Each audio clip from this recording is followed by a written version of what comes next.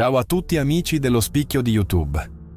Oggi vi porterò indietro nel tempo, nella terra antica della Sardegna, dove il vento parla con la voce degli dei e le pietre custodiscono memorie dimenticate. Una storia che ci ricorda che anche la pietra ha memoria. È qui, tra il silenzio dei nuraghi e il respiro del mare, che nasce una leggenda tramandata nei secoli. Quella di un umile pastore e dei giganti di Monte Prama. C'era una volta tanto tempo fa, quando la Sardegna era ancora un'isola giovane e i suoi nuraghi si ergevano fieri, come torri sacre sospese tra il mare e il cielo. In quel tempo antico viveva un pastore di nome Arenai. Era un uomo semplice, un figlio del vento e della terra, che ogni giorno portava le sue pecore a pascolare vicino a Monte Prama, una collina che tutti consideravano sacra. Gli anziani del suo villaggio sussurravano storie misteriose su quel luogo. Dicevano che laggiù, nel cuore della collina, dimoravano i giganti, antichi e potenti guerrieri, nati direttamente dalla roccia per un unico scopo: difendere il popolo sardo dagli invasori che arrivavano dal mare. Una notte, mentre Arenai riposava accanto al calore rassicurante del fuoco, accadde qualcosa di straordinario. La terra sotto di lui cominciò a tremare, non con violenza, ma come un respiro profondo.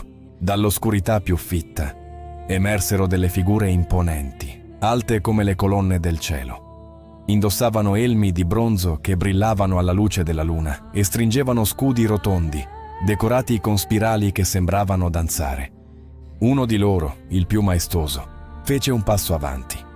La sua voce rimbombò nell'aria, profonda e potente come il tuono in una notte di tempesta. «Non temere, uomo della terra», disse. «Noi siamo i figli di Prama, i custodi di quest'isola e del suo spirito.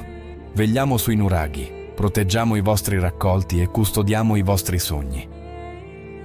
Arenai, ancora tremante ma sopraffatto dalla meraviglia, trovò il coraggio di chiedere: «Ma perché nessuno vi ha mai visti prima d'ora?»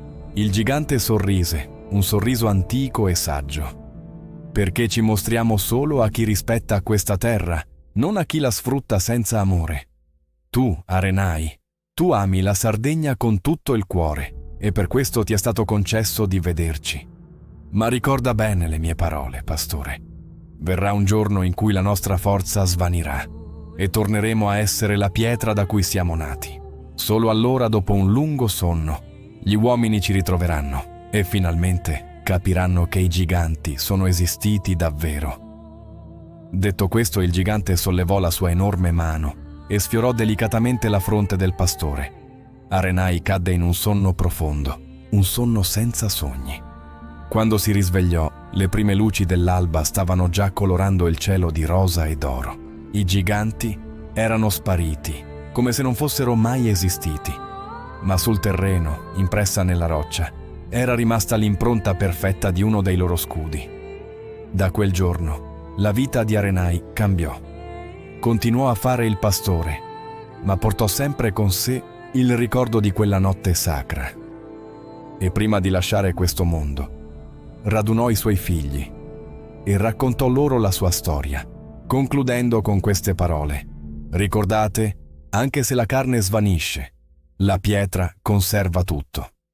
Così, da quella leggenda, nacque un antico proverbio sardo: «Anche la pietra ha memoria», un modo per ricordare che ogni cosa che affidiamo alla terra, ogni storia, ogni segreto, prima o poi ritorna alla luce.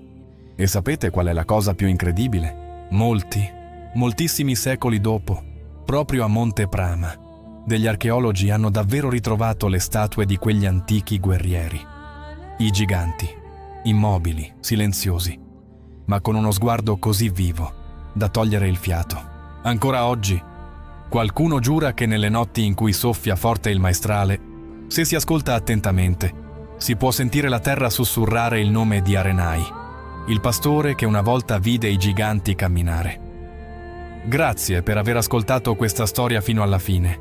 Se questa leggenda vi è piaciuta e volete scoprirne altre, non dimenticate di iscrivervi al canale e lasciare un like. Alla prossima!